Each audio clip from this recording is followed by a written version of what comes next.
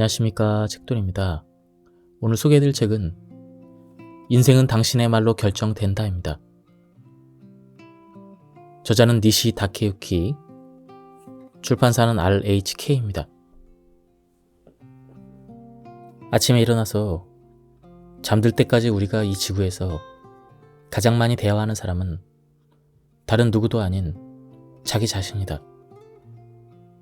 세계적인 연구를 통해 우리는 하루 평균 16,000개에서 46,000개의 단어를 사용한다고 밝혀졌다.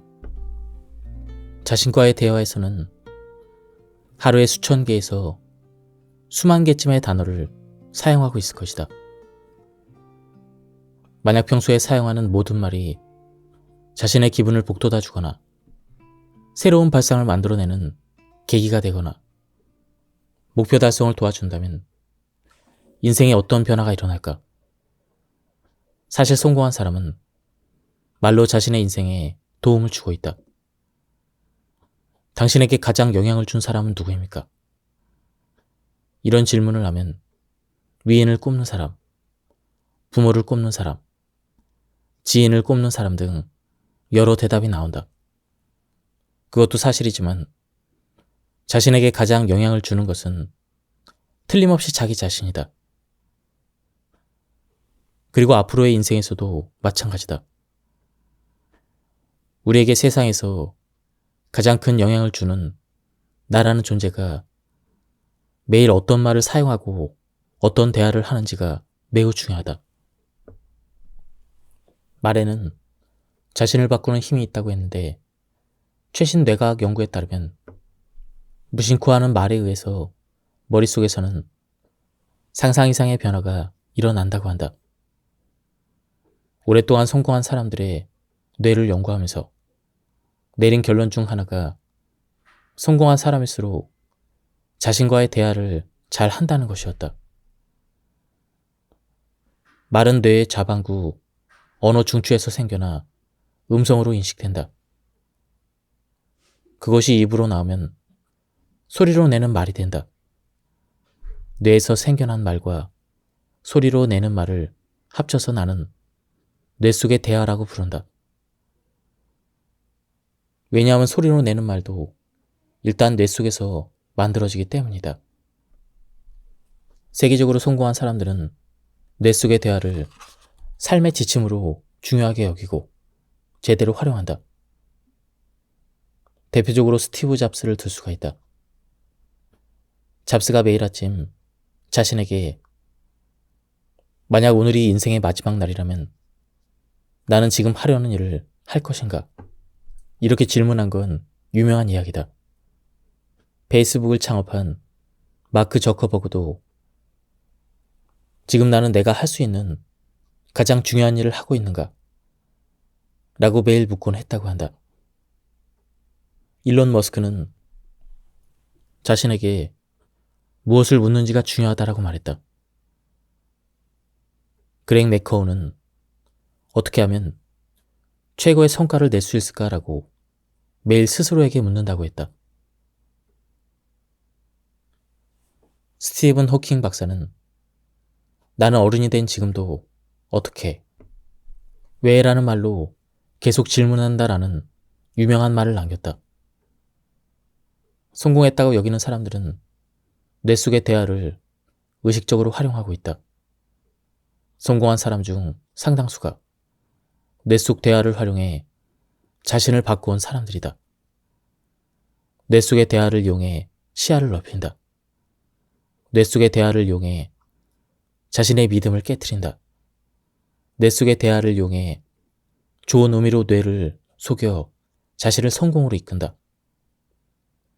뇌 속 대화 기술을 갈고 닦는 건 자기가 원하는 모습으로 향하는 데 놀라울 정도로 효과적이다. 그렇다면 어떻게 뇌 속 대화를 하면 좋을까? 우선 쉬운 예를 들어보자. 피곤해. 큰일이야. 골치 아파. 하기 싫어. 업무를 하거나 개인적으로 힘이 들 때 종종 이런 말이 나올 것이다. 그럴 때는 그래도라는 세 글자를 사용한다. 단지 그것뿐이다. 피곤해라는 부정적인 말이 나오면 그 다음 그래도라고 말해본다. 그러면 어떻게 될까? 피곤해. 그래도 열심히 했어. 피곤해. 그래도 만족했어. 피곤해. 그래도 여기까지 잘했어.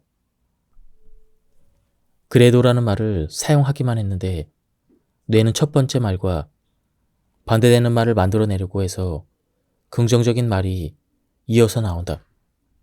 계속 사용하면 뇌가 긍정적인 사고방식을 하도록 촉진할 수가 있다. 어떤 분야에서든 성과를 내는 사람일수록 이런 간단한 뇌 속 대화를 사용한다. 참고로 소리를 내도 마음속으로 말해도 뇌 속 대화의 효과는 다르지 않다고 한다. 사람들은 왜 뇌 속 대화를 사용할까? 이해를 도울 만한 재미있는 현상이 있다. 바로 우리가 어려움을 겪을수록 뇌 속 대화가 늘어나는 현상이다. 예를 들어 스포츠 경기 중에 선수들은 이런 뇌 속 대화를 한다. 왼쪽을 조심해. 아니다. 오른쪽이야, 오른쪽. 거기는 안 돼. 상대방의 뒤를 파악하고 돌아서 가자. 머릿속으로 스스로에게 말을 하는 이유는 집중력을 높이기 위해서이다. 뇌는 말에 따라 순간적으로 주의를 기울이기 때문이다. 왼쪽을 조심하라고 하면 왼쪽에 초점을 맞출 수가 있다. 상대방의 뒤라고 하면 상대방의 뒤로 의식이 집중된다. 뇌는 어려움을 극복하기 위해 뇌 속의 대화를 이용해 집중력을 높이는 것이다. 가령 낯선 지역에서 자동차를 운전할 때 다음에 우회전인가? 신호가 있으면 방향을 바꿔야지. 이런 식으로 혼잣말을 하는 사람이 있다. 이것은 사고를 당하지 않도록 뇌 속 대화를 활용하는 행동이다. 쇼핑을 할 때도 상품명을 말하면서 찾으면 더 빠르고 정확하게 상품을 찾을 수 있는데 역시나 같은 효과이다. 영국 노팅엄 트렌드 대학교 연구에 따르면 자신이 무엇을 하고 있는지 생각을 표현하면 작업 실수가 78%나 줄어든다고 한다. 실수는 집중력이 떨어지면서 생기기 때문에 무엇을 하고 있는지 말로 표현하면 집중력이 높아진다. 올림픽 국가대표 선수처럼 뛰어난 운동선수일수록 뇌 속 대화가 많다는 것도 잘 알려진 사실이다. 입버릇을 바꾸면 인생이 저절로 달라진다. 피곤해, 지루해, 싫어, 관심 없어. 이렇게 무심코 내뱉는 말들을 입버릇이라고 한다. 입버릇도 뇌 속 대화 중 하나이다. 부정적인 입버릇을 바꾸는 것은 쉽지 않겠다고 생각하겠지만 입버릇도 바꿀 수가 있다. 뇌에는 가소성이 있기 때문이다. 어른이 되면 머리가 굳어져서 변하기 어렵다고들 하는데 뇌는 어른이 되고 나서도 얼마든지 바뀐다는 것이 뇌과학 연구로 밝혀지고 있다. 힘들게만 느껴졌던 일이 지나고 보니 그 일이 있어서 지금의 내가 있구나. 이렇게 생각된 적이 있지 않은가? 그것은 우리 뇌의 네트워크가 변화해서 생각 또한 바뀌었기 때문이다. 말의 힘을 활용해서 평소 무심코 나오는 부정적인 입버릇을 바꾸면 인생을 바꿀 수도 있다. 스코틀랜드 텔레비전 프로그램 진행자 데니 월리스는 평소에 노라는 말을 입버릇처럼 했다. 하지만 어느 순간 인생을 즐기지 못한다는 사실을 깨닫고 앞으로는 예스라고 말하기로 결심했다. 누군가 도움을 청해도 예스. 자동차를 사지 않겠다고 물어도 예스. 무슨 일이 있어도 예스라고 말하다 보니 기상천외한 일이 벌어졌다. 일도 연애도 잘 풀리고 인생도 좋은 방향으로 풀리게 된 것이다. 이 이야기는 화제가 되어 책으로도 쓰이고 미국과 영국의 합작 영화로도 만들어졌다. 불안은 뇌의 편도체라는 부분에서 생겨나는데 자신을 향해 너라고 말하는 것은 편도체의 활동을 억제하는 것으로 밝혀졌다. 즉, 주어를 2인칭으로 바꾸면 스트레스가 줄어든다는 것이다. 최근 목표 실현과 자기 통제 분야에서 주목받는 사고방식이 있다. 바로 자기 거리 두기이다. 이는 스스로에게 거리를 둔다는 것이다. 자기 거리 두기를 실현하는 방법으로 주목받는 것이 나는 괜찮아가 아니라 너는 괜찮아 라고 2인칭으로 마치 다른 사람에게 말하듯 자기 자신에게 말하는 제3자의 뇌 속 대화이다. 제3자의 관점을 지니면 외부에서 자신을 바라볼 수 있기 때문에 감정을 통제하기가 쉬워진다.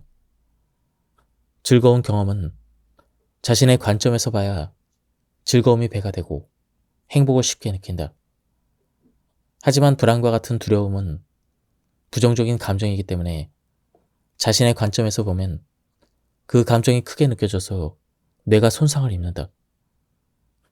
이때 제3자의 관점으로 한 발짝 물러서서 바라보면 뇌에 미치는 감정의 영향을 줄일 수가 있다. 우리는 꿈을 향해 가는 과정에서 다양한 스트레스를 만난다. 스트레스를 받으면 뇌가 위축되고 시야도 좁아져서 올바른 선택을 하지 못할 수도 있다. 그럴 때 나는 힘이 날 것이다가 아니라 너는 힘이 날 것이다 라고 말을 해보자. 혹은 너가 아니라 3인칭을 사용해도 효과가 있다. 모모야 힘내. 모모야 이제 한 고비만 넘기면 돼. 너는 항상 잘하고 있어. 이렇게 말하면 듣는 뇌에서 자신이 아니라 다른 사람이 말을 걸어오는 느낌을 받기 때문에 더 객관적으로 본인을 파악해서 적절한 행동을 취할 수가 있다. 초조할 때나 화가 났을 때도 제3자의 뇌 속 대화를 하면 자기 통제력이 향상된다. 아침에 눈을 뜨고 처음 언급한 말은 그날의 자기 행동이나 상태에 큰 영향을 미치므로 주의해야 한다. 나는 이것을 모닝 뇌 속 대화라고 부른다. 모닝 뇌 속 대화는 흥미로운 사례들이 많이 있다. 세계에서 가장 영향력 있는 여성 100인에 선정되기도 했던 인드라 누이의 모닝 뇌 속 대화이다. 그녀는 2006년에 탄산음료로 유명한 펩시코의 첫 여성 CEO가 되었다. 그녀는 매일 아침 이런 뇌 속 대화를 했다고 한다. 세계는 오늘도 급속히 변화하고 있다.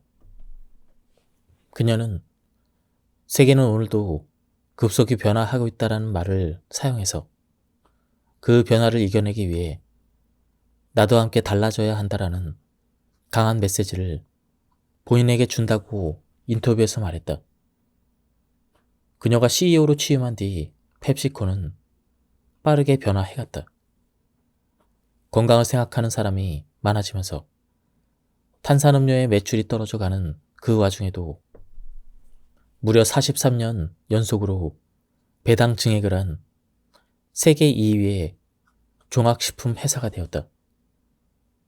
티베트의 달라이 라마는 아침에 떠올리는 단 하나의 작고 긍정적인 말이 당신의 하루를 바꾼다라고 말했다. 테슬라의 CEO인 일론 머스크도 아침에 일어나 미래가 좋아질 거라고 생각하면 찬란한 하루가 될 것이다라는 말을 하기도 했다. 정리 전문가 곤도 마리에는 매일 아침 가족과 직원들의 건강에 감사하며 오늘의 결의가 가능한 실현되기를 이라고 말한다고 한다. 아침에 떠올리는 단 하나의 뇌 속 대화가 하루 행동에 영향을 주고 자신의 성장에도 영향을 미친다. 아침에 가장 먼저 어떤 뇌 속 대화로 잠에서 깨어날지 여러분들도 꼭 생각해 보기를 바란다. 자신의 마음을 알아주는 내 속 대화를 해보겠다. 내가 의욕이 없구나. 내가 자신이 없구나. 나는 짜증이 났어. 나는 불안하구나. 마음이 조금 편해지지 않는가? 나 대신에 자신의 이름을 넣어서 마치 타인이 말하듯 제3자의 관점에서 말하는 것도 좋다. 기분에 맞춰 내 속 대화를 하면 어떤 부정적인 말을 사용해도 심박수가 느려져 마음이 안정되는 것을 알 수가 있다. 특히 제3자의 내 속 대화를 하면 마음이 더욱 차분해지고 집중력과 자기 통제력까지 향상되는 효과를 기대할 수가 있다. 내 속 대화에서 마음을 인정하는 태도의 중요성은 비즈니스 현장에서 활약하는 사람에게도 볼 수가 있다. 내가 만난 어느 경영자가 이런 이야기를 해주었다. 그는 항상 불안해하지 않는 사람이라는 이야기를 자주 들었는데 사람이라면 전혀 불안하지 않을 수는 없다. 그는 큰 불안이 찾아오면 이런 내 속 대화를 사용한다고 한다. 불안이 저절로 만들어진 게 아니라 내가 스스로 불안을 선택한 거야. 이렇게 생각하니 신기하게도 불안감이 사라졌다고 한다. 이 이야기를 듣고 감동했던 기억이 난다. 철수는 모모한 기분을 스스로 선택했다라고 말해보자. 불안한 감정은 마음속에서 자연스럽게 발생해서 자신에게 영향을 준다고 생각할지도 모른다. 하지만 그렇게 생각하면 뇌는 통제할 수 없는 대상에 두려움을 느끼는 성질이 있기 때문에 불안감이 더 커진다. 여기서 선택형 뇌 속 대화를 하면 과도하게 부정적인 기분을 스스로 조절할 수 있다는 신호를 뇌로 보낸다. 그러면 자동으로 마음이 차분해지고 냉철하게 매사를 생각할 수가 있다. 과도하게 부정적인 기분을 느낀다면 이런 뇌 속 대화를 해보자. 나는 불안한 마음을 스스로 선택했다. 철수는 초조한 기분을 스스로 선택했어. 또 용서한다는 말도 뇌는 대상을 인정하고 선택한다고 인지하기 때문에 선택형 뇌 속 대화와 동일한 효과를 기대할 수가 있다. 철수는 마음이 불안한 자신을 용서한다. 철수는 짜증을 내는 자신을 용서한다. 매사의 문제점을 밝혀내기 위한 효과적인 뇌 속 대화가 있다. 방법은 이렇다. 점수를 매긴다면 몇 점일까? 가령 현재의 기획 내용을 평가한다면 몇 점일까라는 식으로 사용하기도 한다. 만약 10점 만점에 10점이라면 현재 기획에는 아무 문제가 없다. 자신에게 더할 나위 없이 만족스러운 완성도일 가능성도 있다. 하지만 만약 점수가 9점 이하라면 기획에 어떤 문제가 있을 것이다. 나도 기획을 할 때는 반드시 10점 만점으로 자기 평가를 한다. 책을 쓸 때도 마찬가지고 기업에서 연수를 하거나 메일을 쓸 때도 강연의 내용을 생각할 때도 그렇다. 결과물을 내놓기 전에 반드시 점수화해서 현황을 파악한다. 만점이 아닐 때는 아직 부족한 부분이 분명 존재하기 때문이다. 이 방법의 좋은 점은 10점이 아니었을 때 10점이 되려면 무엇이 필요한지 자연스럽게 알 수 있다는 점이다. 예를 들어 내가 프레젠테이션 하는 기획에 점수를 매겼더니 10점 만점에 겨우 4점이 나왔다고 가정해보자. 그러면 만점을 얻기 위해 무엇이 필요한지 내가 생각하기 시작한다.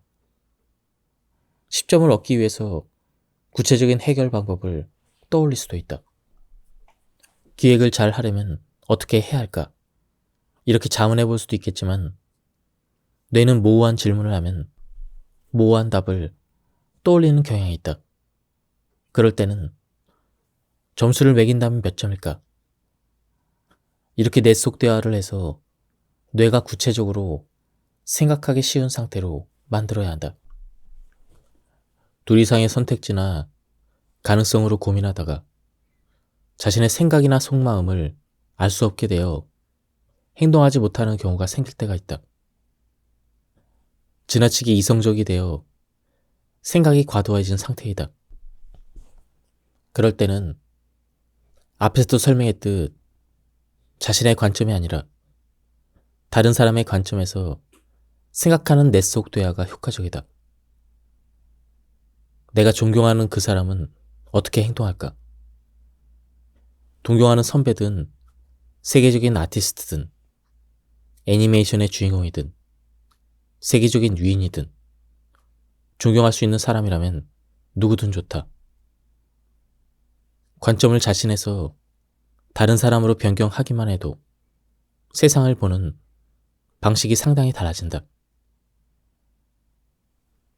예를 들어 선택지가 많아서 무엇을 하고 싶은지 모르겠다면 동경하는 유명인의 관점이 되어본다. 내가 뭐뭐라면 지금 무엇을 하고 싶을까? 다른 사람의 관점이 되기만 해도 생각이 너무 많아서 뒤죽박죽이었던 사고 속에서 자신의 정직한 마음을 깨닫게 되기도 한다.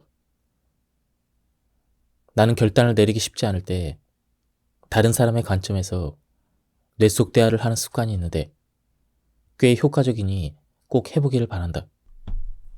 머릿속이 잘 정리되지 않을 때는 일단 전부 버리는 뇌 속 대화를 추천한다. 일단 머릿속 바구니의 내용물을 다 버리자. 머릿속의 바구니에 많은 생각들이 들어있는 모습을 상상하고 고개를 숙여 그것을 전부 버리는 이미지를 떠올린다. 실제로 고개를 숙이면 더 효과적이며 마지막 한 방울까지 다 버리는 이미지를 떠올린다. 한 방울도 남기지 않는 것이 포인트이다. 그러면 어떻게 될까? 다 버리고 나면 의외로 머리가 맑아진다. 그렇게 머릿속의 바구니를 텅 비우고 잠시 멍하니 있어보자. 휴식 시간을 만들어 자연스럽게 내가 정리되도록 한다. 일전에 대형 은행에 부행장까지 지낸 사람과 이야기를 나눈 적이 있는데 그의 성공 비결은 콧노래라고 한다. 항상 콧노래를 부르기에 별난 사람이라고만 생각했는데 그는 어려움이 닥쳤을 때도 콧노래를 부른다고 한다. 경쟁이 치열한 은행 업계에서 살아남으려면 상당한 스트레스가 있을 텐데 그것을 이겨낸 비결이 콧노래라는 이야기다. 아우슈비츠 강제 수용소에서 살아남은 사람들도 노래를 부르는 일이 많았다고 한다. 그러니 위기 상황일수록 콧노래를 불러보자. 콧노래도 제3자의 관점 효과를 이용한 뇌 속 대화가 된다.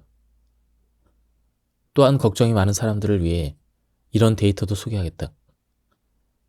미국 펜실베니아 대학교 연구에 따르면 걱정하는 일의 79%는 실제로 일어나지 않고 나머지 21% 중 16%는 미리 준비하면 대처할 수 있는 일이라고 한다. 결국 걱정하는 일이 실제로 생길 확률은 단 5%라는 이야기다. 이 사실을 떠올리는 것도 불안을 덜어주는 좋은 뇌 속 대화가 될 수가 있다. 불안이나 걱정의 대부분은 그저 망상에 불과하다. 불안이나 걱정을 느낄 때는 우선 뇌 속 대화로 대책을 마련하면 기분이 개선될 것이다. 집중하지 못할 때 축구 경기 중계가 신경 쓰여서 일에 집중이 안 돼. 작업량을 생각하면 벌써부터 하기 싫어. 이럴 때는 다음과 같은 뇌 속 대화를 해보자. 5분만 더 힘내자. 5분만 더라고 하면 조금 더 노력해볼 마음이 들지 않는가? 이것은 시간 압박형 뇌 속 대화로 시간을 구분해서 의욕을 높이는 방법이다. 우리의 뇌는 끝이 명확하지 않고 지금 하는 작업이 계속된다고 생각하면 전두전야가 활성화되지 않는다. 하지만 짧은 시간을 설정하면 목표가 가깝다고 생각해 전두전야가 활성화되면서 자연스럽게 집중력이 향상된다. 그러니 또 포기하고 싶어지는 상황이 찾아오면 앞으로 몇 분만 더 힘내자 라고 말해보자. 그러면 의외로 열심히 하는 스스로를 발견할 것이다. 일이나 공부할 의욕이 생기지 않을 때 여러분은 어떤 뇌 속 대화를 하고 있는가? 아, 지루하다. 너무 귀찮아. 이렇게 부정적인 말이 떠오를 수가 있다. 이때 의욕을 순식간에 북돋는 뇌 속 대화가 있다. 지금 하는 일은 장차 어떻게 도움이 될까? 예전에 일에 대한 의욕이 급속히 떨어진 적이 있다. 매일 일을 할 때마다 이렇게 생각했다. 왜 이런 일을 해야 하는 걸까? 빨리 관두고 싶다. 하지만 어느 날 이런 상태로 계속 일하면 행복할 수가 없음을 깨달았다. 그때 나는 다음과 같은 뇌 속 대화를 했다. 눈앞의 일은 미래의 내 경력에 어떤 도움을 줄까? 이 질문을 하자 다음의 말들이 머리에 떠올랐다. 지금 연구는 하고 싶은 일과 방향은 다르지만 분석 능력을 연마할 수 있어. 고생하는 만큼 스트레스에 내성이 생겨서 맷집이 늘어날 거야. 그러자 신기하게도 지금 하는 일이 매우 중요하게 여기기 시작했다. 전보다 의욕도 들었다. 의욕이 없을 때는 지금 하는 일이 자신과 관계없다는 뇌의 인지가 작용한다. 따라서 뇌 속 대화를 통해 자기 일로 만드는 것이 중요하다. 자신과 관련된 일을 해서 뇌의 기능을 높이는 효과를 자기 참조 효과라고 한다. 무언가에 몰입하려면 자기 일로 만드는 것이 중요하다고 했는데 이것은 뇌과학적으로 옳은 일이다. 자신과 관련된 일에 뇌는 흥미를 보이기 때문에 자연스럽게 의욕이 높아진다. 그래도라는 단어 뒤에는 긍정적인 말이 이어지기 때문에 뇌는 긍정적인 측면에 초점을 맞춰 사건을 파악하는 방법이 바뀐다. 그래도는 사건이나 기분의 관점을 반전시키는 뇌 속 대화이다. 그래도를 뇌 속 대화에 잘 적용해서 행복도가 떨어지는 기분을 반전시키자. 기분이 좋아지는 변화가 계속되면 뇌는 그것을 쾌감으로 느끼고 습관화하려고 한다. 따라서 부정적인 일이 생겨도 긍정적으로 파악하려고 하는 성격이 될 수가 있다. 그래도는 꾸준히 사용하면 성격까지 긍정적으로 바꿔주는 훌륭한 뇌 속 대화가 된다. 게다가 그래도의 뇌 속 대화는 자신만이 아니라 다른 사람에게도 응용할 수가 있다. 예를 들어 상사에게 이런 말을 듣고 일한다면 어떨까? 이건 많은 사람이 싫어하는 일이야. 하지만 상사가 이렇게 말하면 어떨까? 이건 많은 사람이 싫어하는 일이야. 그래도 너를 바꿀 인생의 최대 기회이다. 그래도를 붙이게만 했는데 인생 최대 기회라는 긍정적인 말이 인상에 크게 남는다. 그 결과 뇌가 긍정적인 상태가 되기 때문에 행복도가 올라가고 장기적으로 성과도 향상될 것이라는 기대를 할 수가 있다. 할 수 있다라고 말하면 뇌는 할 수 있다에만 초점을 맞추고 그 외의 정보를 보려고 하지 않는다. 이런 경우에는 다음에 뇌 속 대화를 사용해보자. 할 수 있다가 아니라 할 수 있을까? 어쩐지 철학적인 질문 같지만 효과가 있다.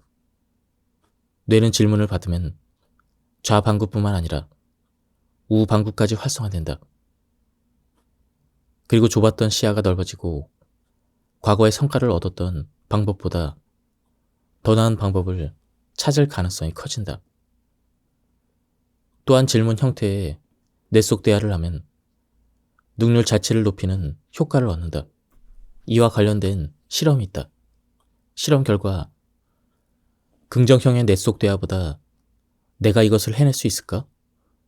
이렇게 의문을 제기한 그룹이 퍼즐을 2배나 더 많이 풀었다고 한다. 할 수 있을까라고 물으면 전례보다 더 좋은 방법을 찾을 수 있을 뿐 아니라 뇌의 기능까지 높일 수가 있다. 시야가 넓어져서 폭넓은 해결책을 얻고 거기에 더해 뇌를 활성화시켜서 뇌의 수행 능력까지 높인다. 그렇기에 할 수 있을까는 뇌 속 대화 중 하나이다. 특히 실패를 하는 사람일수록 모른다는 말을 많이 쓴다. 우선순위를 모르겠어. 공부를 안 해서 모르겠다. 이렇게 모르겠다고 하면 뇌는 생각을 멈춘다.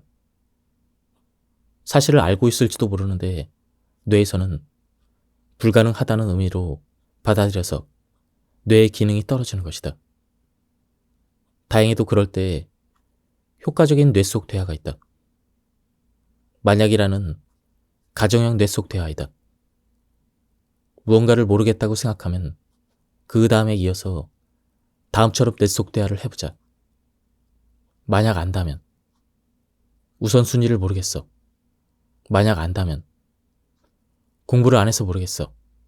만약에 안다면. 상사의 마음을 모르겠다. 만약 안다면. 가정형 뇌 속 대화를 사용하면 뇌는 안다는 것을 전제로 생각을 시작한다.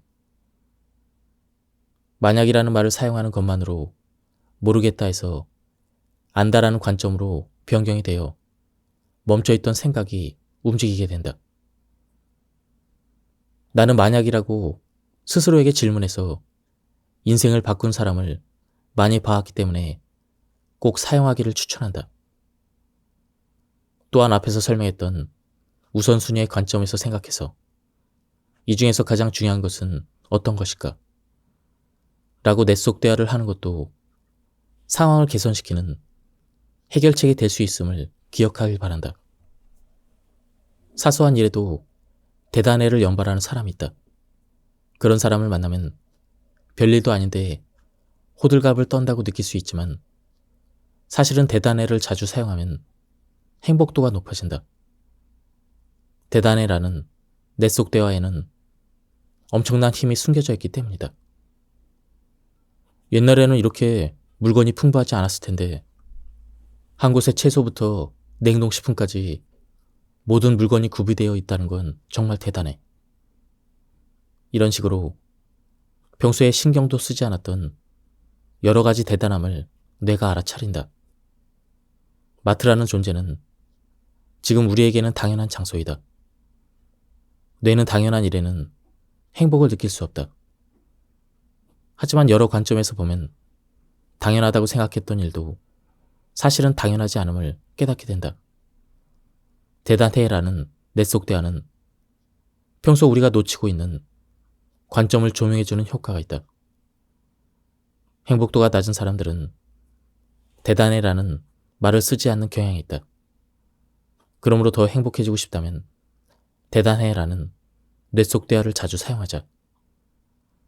자주 사용하고 싶어도 대단하다는 생각이 들지 않아서 선뜻 쓰기가 어려워. 이렇게 생각하는 사람도 있겠지만 일단 의식적으로 사용해보자. 대단해라고 말하면 대단한 측면이 보일 것이다. 만약 습관화하고 싶다면 하루에 1000번 대단해라고 말해보는 것도 효과적이다. 여러 번 언급되는 말은 뇌가 중요하게 여겨서 입버릇처럼 습관이 된다. 또한 뭐뭐가 좋아, 뭐뭐가 즐거웠어, 뭐뭐가 흥미로워. 이런 뇌 속 대화도 일상에서 사용 빈도를 늘려보자. 행복도가 높아진다. 뇌가 알아서 좋아하는 부분이나 즐거워하는 부분, 흥미로운 부분을 찾아내려고 하기 때문에 관점이 자연스럽게 긍정적으로 변한다. 그러면 언젠가 자연스럽게 매사를 파악하는 방식이나 바라보는 방식이 바뀔 것이다. 어떤 성전은 사람들에게 받은 비판에 대해서 어떻게 대처하십니까? 이런 질문에 나는 사람의 마음이 호수와 같다고 생각합니다.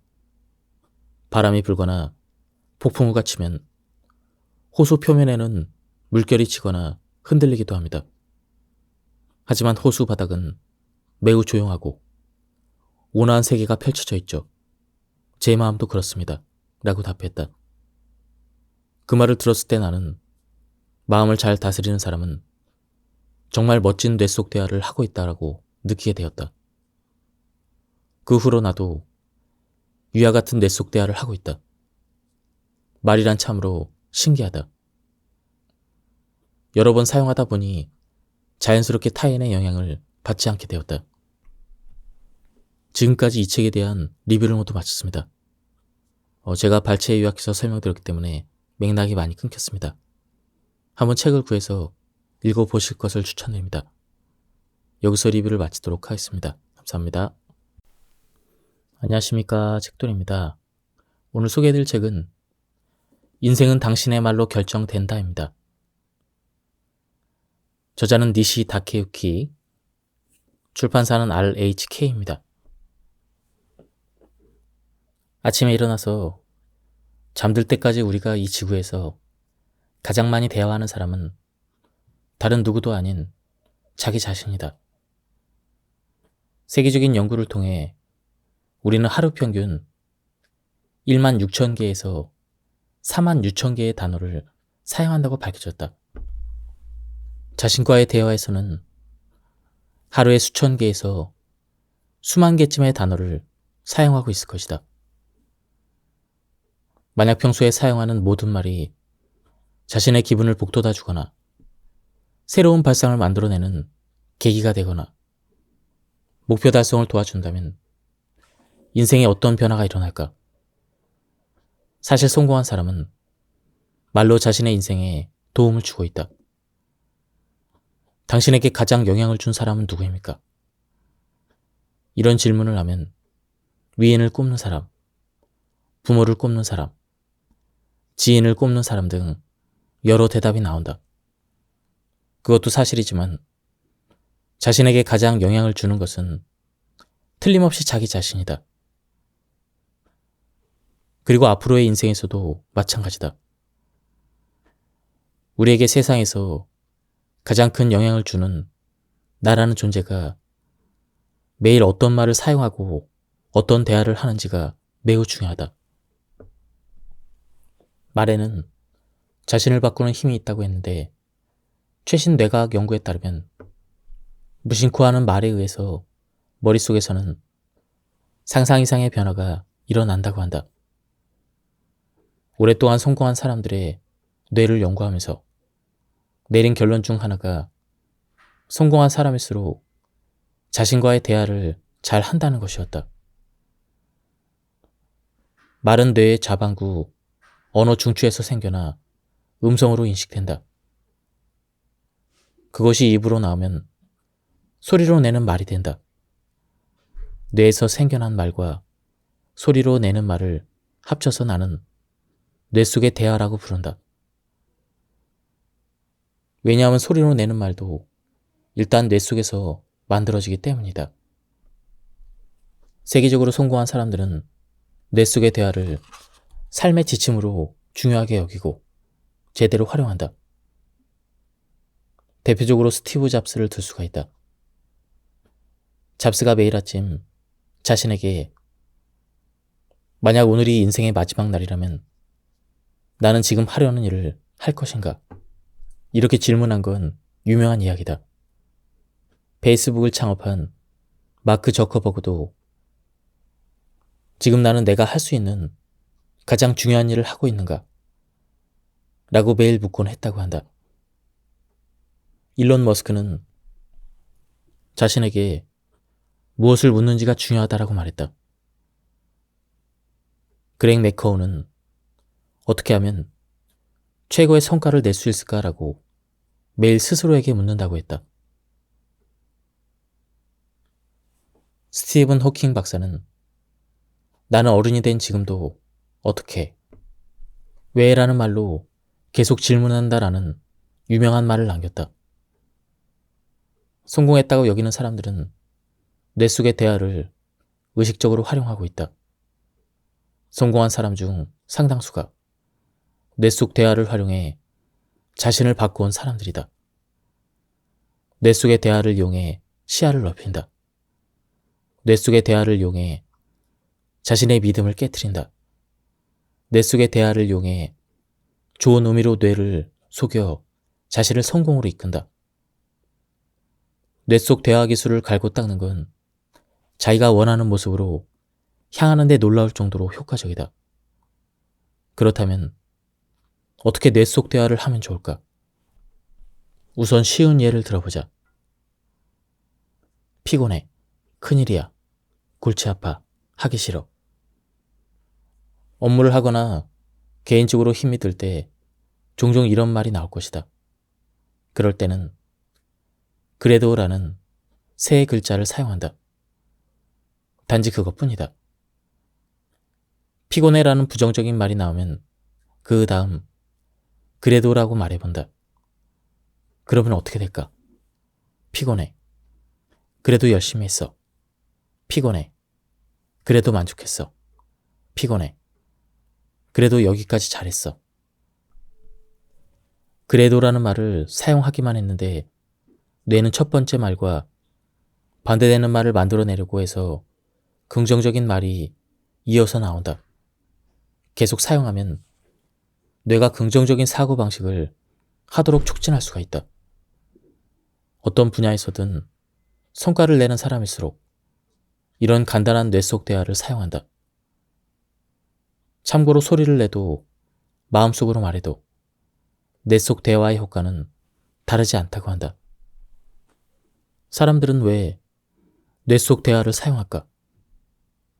이해를 도울 만한 재미있는 현상이 있다. 바로 우리가 어려움을 겪을수록 뇌 속 대화가 늘어나는 현상이다. 예를 들어 스포츠 경기 중에 선수들은 이런 뇌 속 대화를 한다.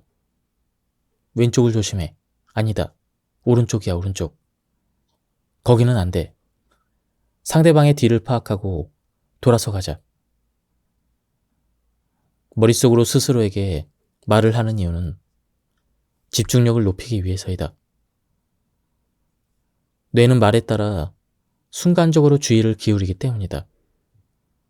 왼쪽을 조심하라고 하면 왼쪽에 초점을 맞출 수가 있다. 상대방의 뒤라고 하면 상대방의 뒤로 의식이 집중된다. 뇌는 어려움을 극복하기 위해 뇌 속의 대화를 이용해 집중력을 높이는 것이다. 가령 낯선 지역에서 자동차를 운전할 때 다음에 우회전인가? 신호가 있으면 방향을 바꿔야지. 이런 식으로 혼잣말을 하는 사람이 있다. 이것은 사고를 당하지 않도록 뇌 속 대화를 활용하는 행동이다. 쇼핑을 할 때도 상품명을 말하면서 찾으면 더 빠르고 정확하게 상품을 찾을 수 있는데 역시나 같은 효과이다. 영국 노팅엄 트렌드 대학교 연구에 따르면 자신이 무엇을 하고 있는지 생각을 표현하면 작업 실수가 78%나 줄어든다고 한다. 실수는 집중력이 떨어지면서 생기기 때문에 무엇을 하고 있는지 말로 표현하면 집중력이 높아진다. 올림픽 국가대표 선수처럼 뛰어난 운동선수일수록 뇌 속 대화가 많다는 것도 잘 알려진 사실이다. 입버릇을 바꾸면 인생이 저절로 달라진다. 피곤해, 지루해, 싫어, 관심 없어. 이렇게 무심코 내뱉는 말들을 입버릇이라고 한다. 입버릇도 뇌 속 대화 중 하나이다. 부정적인 입버릇을 바꾸는 것은 쉽지 않겠다고 생각하겠지만 입버릇도 바꿀 수가 있다. 뇌에는 가소성이 있기 때문이다. 어른이 되면 머리가 굳어져서 변하기 어렵다고들 하는데 뇌는 어른이 되고 나서도 얼마든지 바뀐다는 것이 뇌과학 연구로 밝혀지고 있다. 힘들게만 느껴졌던 일이 지나고 보니 그 일이 있어서 지금의 내가 있구나. 이렇게 생각된 적이 있지 않은가? 그것은 우리 뇌의 네트워크가 변화해서 생각 또한 바뀌었기 때문이다. 말의 힘을 활용해서 평소 무심코 나오는 부정적인 입버릇을 바꾸면 인생을 바꿀 수도 있다. 스코틀랜드 텔레비전 프로그램 진행자 데니 월리스는 평소에 노라는 말을 입버릇처럼 했다. 하지만 어느 순간 인생을 즐기지 못한다는 사실을 깨닫고 앞으로는 예스라고 말하기로 결심했다. 누군가 도움을 청해도 예스. 자동차를 사지 않겠다고 물어도 예스. 무슨 일이 있어도 예스라고 말하다 보니 기상천외한 일이 벌어졌다. 일도 연애도 잘 풀리고 인생도 좋은 방향으로 풀리게 된 것이다. 이 이야기는 화제가 되어 책으로도 쓰이고 미국과 영국의 합작 영화로도 만들어졌다. 불안은 뇌의 편도체라는 부분에서 생겨나는데 자신을 향해 너라고 말하는 것은 편도체의 활동을 억제하는 것으로 밝혀졌다. 즉, 주어를 2인칭으로 바꾸면 스트레스가 줄어든다는 것이다. 최근 목표 실현과 자기 통제 분야에서 주목받는 사고방식이 있다. 바로 자기 거리 두기이다. 이는 스스로에게 거리를 둔다는 것이다. 자기 거리 두기를 실현하는 방법으로 주목받는 것이 나는 괜찮아가 아니라 너는 괜찮아 라고 2인칭으로 마치 다른 사람에게 말하듯 자기 자신에게 말하는 제3자의 뇌 속 대화이다. 제3자의 관점을 지니면 외부에서 자신을 바라볼 수 있기 때문에 감정을 통제하기가 쉬워진다. 즐거운 경험은 자신의 관점에서 봐야 즐거움이 배가 되고 행복을 쉽게 느낀다.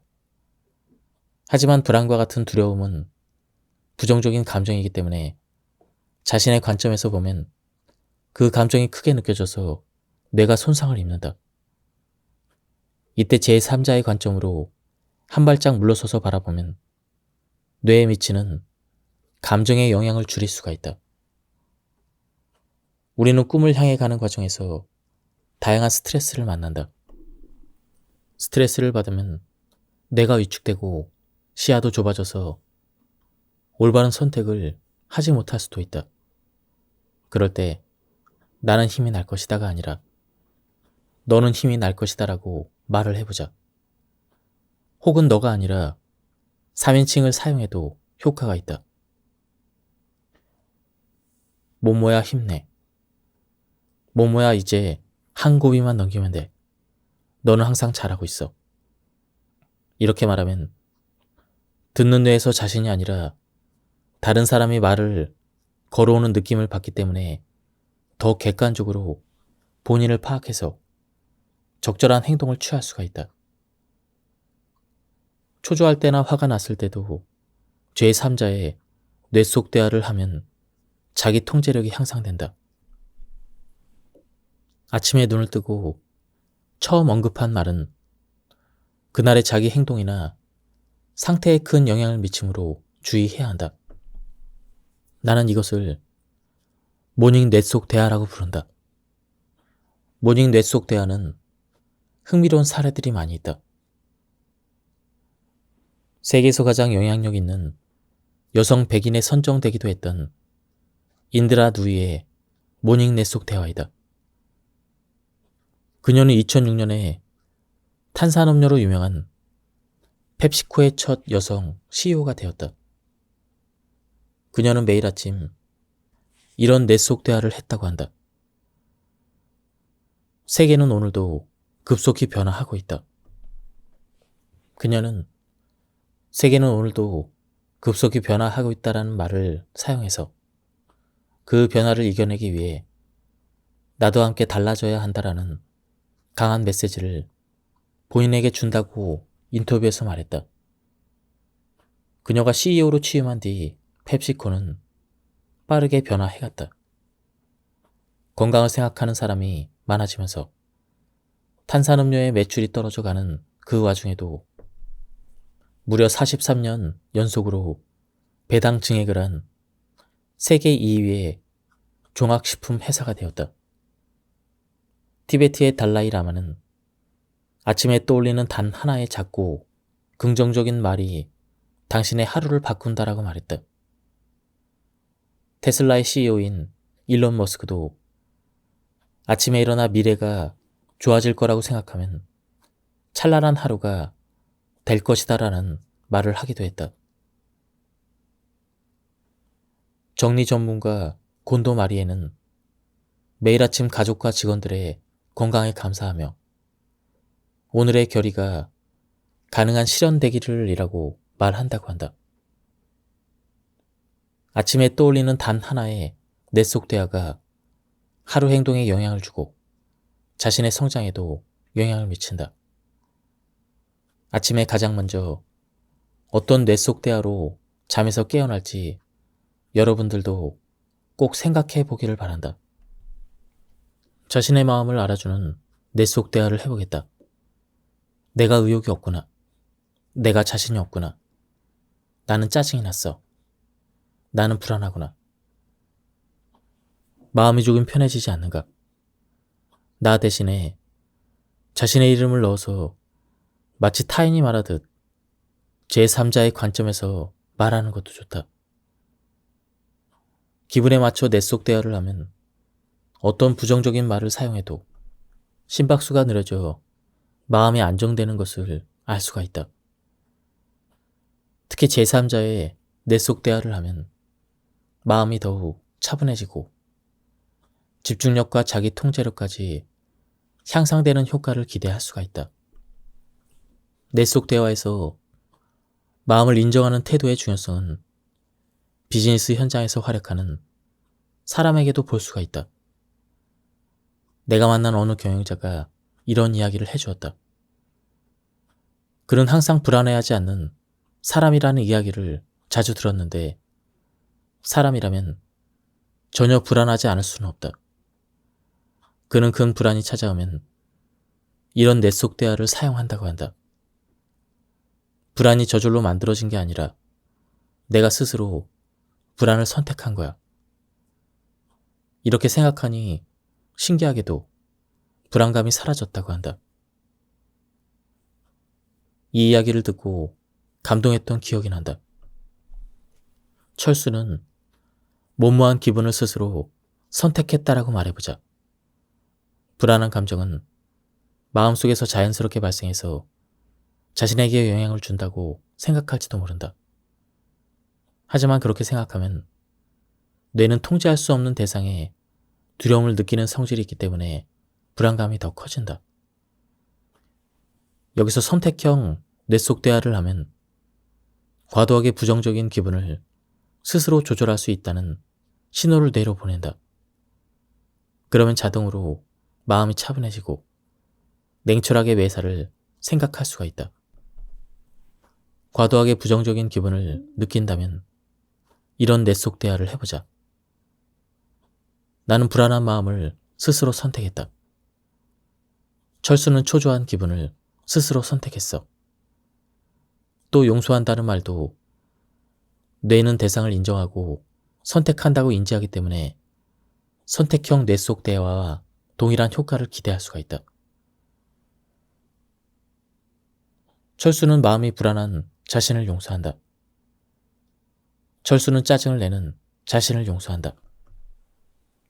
매사의 문제점을 밝혀내기 위한 효과적인 뇌 속 대화가 있다. 방법은 이렇다. 점수를 매긴다면 몇 점일까? 가령 현재의 기획 내용을 평가한다면 몇 점일까라는 식으로 사용하기도 한다. 만약 10점 만점에 10점이라면 현재 기획에는 아무 문제가 없다. 자신에게 더할 나위 없이 만족스러운 완성도일 가능성도 있다. 하지만 만약 점수가 9점 이하라면 기획에 어떤 문제가 있을 것이다. 나도 기획을 할 때는 반드시 10점 만점으로 자기 평가를 한다. 책을 쓸 때도 마찬가지고 기업에서 연수를 하거나 메일을 쓸 때도, 강연의 내용을 생각할 때도 그렇다. 결과물을 내놓기 전에 반드시 점수화해서 현황을 파악한다. 만점이 아닐 때는 아직 부족한 부분이 분명 존재하기 때문이다. 이 방법의 좋은 점은 10점이 아니었을 때 10점이 되려면 무엇이 필요한지 자연스럽게 알 수 있다는 점이다. 예를 들어 내가 프레젠테이션 하는 기획에 점수를 매겼더니 10점 만점에 겨우 4점이 나왔다고 가정해보자. 그러면 만점을 얻기 위해 무엇이 필요한지 내가 생각하기 시작한다. 10점을 얻기 위해서 구체적인 해결 방법을 떠올릴 수도 있다. 기획을 잘 하려면 어떻게 해야 할까? 이렇게 자문해 볼 수도 있겠지만 뇌는 모호한 질문을 하면 모호한 답을 떠올리는 경향이 있다. 그럴 때는 점수를 매긴다면 몇 점일까? 이렇게 뇌 속 대화를 해서 뇌가 구체적으로 생각하기 쉬운 상태로 만들어야 한다. 둘 이상의 선택지나 가능성으로 고민하다가 자신의 생각이나 속마음을 알 수 없게 되어 행동하지 못하는 경우가 생길 때가 있다. 지나치게 이성적이 되어 생각이 과도해진 상태이다. 그럴 때는 앞에서도 설명했듯 자신의 관점이 아니라 다른 사람의 관점에서 생각하는 뇌 속 대화가 효과적이다. 내가 존경하는 그 사람은 어떻게 행동할까? 존경하는 선배든 세계적인 아티스트든 애니메이션의 주인공이든 세계적인 유인이든 존경할 수 있는 사람이라면 누구든 좋다. 관점을 자신에서 다른 사람으로 변경하기만 해도 세상을 보는 방식이 상당히 달라진다. 예를 들어 선택지가 많아서 무엇을 하고 싶은지 모르겠다면 존경하는 유명인의 관점이 되어본다. 내가 뭐뭐라면 지금 무엇을 하고 싶을까? 다른 사람의 관점이 되기만 해도 생각이 너무 많아서 뒤죽박죽이었던 사고 속에서 자신의 정직한 마음을 깨닫게 되기도 한다. 나는 결단을 내리기 쉽지 않을 때 다른 사람의 관점에서 뇌 속 대화를 하는 습관이 있는데 꽤 효과적이니 꼭 해보기를 바란다. 머릿속이 잘 정리되지 않을 때는 일단 전부 버리는 뇌 속 대화를 추천한다. 일단 머릿속 바구니의 내용물을 다 버리자. 머릿속의 바구니에 많은 생각들이 들어있는 모습을 상상하고 고개를 숙여 그것을 전부 버리는 이미지를 떠올린다. 실제로 고개를 숙이면 더 효과적이며 마지막 한 방울까지 다 버리는 이미지를 떠올린다. 한 방울도 남기지 않는 것이 포인트이다. 그러면 어떻게 될까? 다 버리고 나면 의외로 머리가 맑아진다. 그렇게 머릿속의 바구니를 텅 비우고 잠시 멍하니 있어보자. 휴식 시간을 만들어 자연스럽게 뇌가 정리되도록 한다. 일전에 대형 은행에 부행장까지 지낸 사람과 이야기를 나눈 적이 있는데 그의 성공 비결은 콧노래라고 한다. 항상 콧노래를 부르기에 별난 사람이라고만 생각했는데 그는 어려움이 닥쳤을 때도 콧노래를 부른다고 한다. 경쟁이 치열한 은행 업계에서 살아남으려면 상당한 스트레스가 있을 텐데 그것을 이겨낸 비결이 콧노래라는 이야기다. 아우슈비츠 강제 수용소에서 살아남은 사람들도 노래를 부르는 일이 많았다고 한다. 그러니 위기 상황일수록 콧노래를 불러보자. 콧노래도 제3자의 관점 효과를 이용한 뇌 속 대화가 된다. 또한 걱정이 많은 사람들을 위해 이런 데이터도 소개하겠다. 미국 펜실베니아 대학교 연구에 따르면 걱정하는 일의 79%는 실제로 일어나지 않고 나머지 21% 중 16%는 미리 준비하면 대처할 수 있는 일이라고 한다. 결국 걱정하는 일이 실제로 생길 확률은 단 5%라는 이야기다. 이 사실을 떠올리는 것도 불안을 덜어주는 좋은 뇌 속 대화가 될 수가 있다. 불안이나 걱정의 대부분은 그저 망상에 불과하다. 불안이나 걱정을 느낄 때는 우선 뇌 속 대화로 대책을 마련하면 기분이 개선될 것이다. 집중하지 못할 때, 축구 경기 중계가 신경 쓰여서 일에 집중이 안 돼. 작업량을 생각하면 벌써부터 하기 싫어. 이럴 때는 다음과 같은 뇌 속 대화를 해보자. 5분만 더 힘내자. 5분만 더라고 하면 조금 더 노력해볼 마음이 들지 않는가.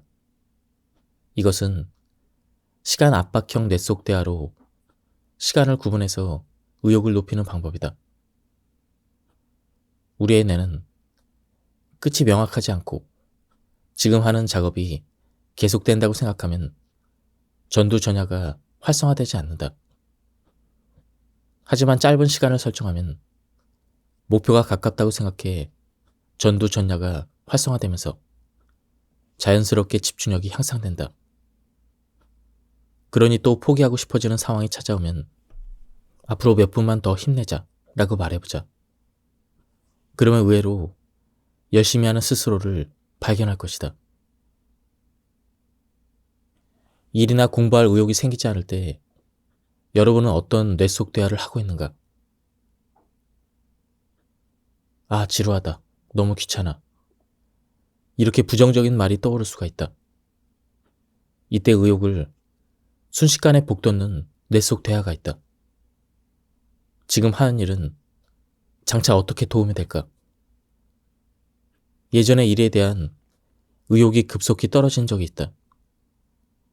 매일 일을 할 때마다 이렇게 생각했다. 왜 이런 일을 해야 하는 걸까? 빨리 관두고 싶다. 하지만 어느 날 이런 상태로 계속 일하면 행복할 수가 없음을 깨달았다. 그때 나는 다음과 같은 뇌 속 대화를 했다. 눈앞의 일은 미래의 내 경력에 어떤 도움을 줄까? 이 질문을 하자 다음의 말들이 머리에 떠올랐다. 지금 연구는 하고 싶은 일과 방향은 다르지만 분석 능력을 연마할 수 있어. 고생하는 만큼 스트레스에 내성이 생겨서 맷집이 늘어날 거야. 그러자 신기하게도 지금 하는 일이 매우 중요하게 여기기 시작했다. 전부 다 의욕도 들었다. 의욕이 없을 때는 지금 하는 일이 자신과 관계없다는 뇌의 인지가 작용한다. 따라서 뇌 속 대화를 통해 자기 일로 만드는 것이 중요하다. 자신과 관련된 일을 해서 뇌의 기능을 높이는 효과를 자기 참조 효과라고 한다. 무언가에 몰입하려면 자기 일로 만드는 것이 중요하다고 했는데 이것은 뇌과학적으로 옳은 일이다. 자신과 관련된 일에 뇌는 흥미를 보이기 때문에 자연스럽게 의욕이 높아진다. 그래도라는 단어 뒤에는 긍정적인 말이 이어지기 때문에 뇌는 긍정적인 측면에 초점을 맞춰 사건을 파악하는 방법이 바뀐다. 그래도는 사건이나 기분의 관점을 반전시키는 뇌 속 대화이다. 그래도를 뇌 속 대화에 잘 적용해서 행복도가 떨어지는 기분을 반전시키자. 기분이 좋아지는 변화가 계속되면 뇌는 그것을 쾌감으로 느끼고 습관화하려고 한다. 따라서 부정적인 일이 생겨도 긍정적으로 파악하려고 하는 성격이 될 수가 있다. 그래도는 꾸준히 사용하면 성격까지 긍정적으로 바꿔주는 훌륭한 뇌 속 대화가 된다. 게다가 그래도의 뇌 속 대화는 자신만이 아니라 다른 사람에게도 응용할 수가 있다. 예를 들어 상사에게 이런 말을 듣고 일한다면 어떨까? 이건 많은 사람이 싫어하는 일이야. 하지만 상사가 이렇게 말하면 어떨까? 이건 많은 사람이 싫어하는 일이야. 그래도 너를 바꿀 인생의 최대 기회이다. 그래도를 붙이게만 했는데 인생 최대 기회라는 긍정적인 말이 인상에 크게 남는다. 그 결과 뇌가 긍정적인 상태가 되기 때문에 행복도가 올라가고 장기적으로 성과도 향상될 것이라는 기대를 할 수가 있다. 할 수 있다라고 말하면 뇌는 할 수 있다에만 초점을 맞추고 그 외의 정보를 보려고 하지 않는다. 이런 경우에는 다음에 뇌 속 대화를 사용해보자. 할 수 있다가 아니라 할 수 있을까? 어쩐지 철학적인 질문 같지만 효과가 있다. 뇌는 질문을 받으면 좌방구뿐만 아니라 우방구까지 활성화된다. 그리고 좁았던 시야가 넓어지고 과거의 성과를 얻었던 방법보다 더 나은 방법을 찾을 가능성이 커진다. 또한 질문 형태의 뇌 속 대화를 하면 능률 자체를 높이는 효과를 얻는다. 이와 관련된 실험이 있다. 실험 결과 긍정형의 뇌 속 대화보다 내가 이것을 해낼 수 있을까? 이렇게 의문을 제기한 그룹이 퍼즐을 2배나 더 많이 풀었다고 한다. 할 수 있을까라고 물으면 전례보다 더 좋은 방법을 찾을 수 있을 뿐 아니라 뇌의 기능까지 높일 수가 있다. 시야가 넓어져서 폭넓은 해결책을 얻고 거기에 더해 뇌를 활성화시켜서 뇌의 수행 능력까지 높인다. 그렇기에 할 수 있을까는 뇌 속 대화 중 하나이다. 특히 실패를 하는 사람일수록 모른다는 말을 많이 쓴다. 우선순위를 모르겠어. 공부를 안 해서 모르겠다. 이렇게 모르겠다고 하면 뇌는 생각을 멈춘다. 사실을 알고 있을지도 모르는데 뇌에서는 불가능하다는 의미로 받아들여서 뇌의 기능이 떨어지는 것이다. 다행히도 그럴 때 효과적인 뇌 속 대화가 있다. 만약이라는 가정형 뇌 속 대화이다. 무언가를 모르겠다고 생각하면 그 다음에 이어서 다음처럼 뇌 속 대화를 해보자. 만약 안다면. 우선순위를 모르겠어. 만약 안다면. 공부를 안 해서 모르겠어. 만약에 안다면. 상사의 마음을 모르겠다. 만약 안다면. 가정형 뇌 속 대화를 사용하면 뇌는 안다는 것을 전제로 생각을 시작한다. 만약이라는 말을 사용하는 것만으로 모르겠다 해서 안다라는 관점으로 변경이 되어 멈춰있던 생각이 움직이게 된다. 나는 만약이라고 스스로에게 질문해서 인생을 바꾼 사람을 많이 봐왔기 때문에 꼭 사용하기를 추천한다. 또한 앞에서 설명했던 우선순위의 관점에서 생각해서 이 중에서 가장 중요한 것은 어떤 것일까? 라고 뇌 속 대화를 하는 것도 상황을 개선시키는 해결책이 될 수 있음을 기억하길 바란다. 사소한 일에도 대단해를 연발하는 사람이 있다. 그런 사람을 만나면 별일도 아닌데 호들갑을 떤다고 느낄 수 있지만 사실은 대단해를 자주 사용하면 행복도가 높아진다.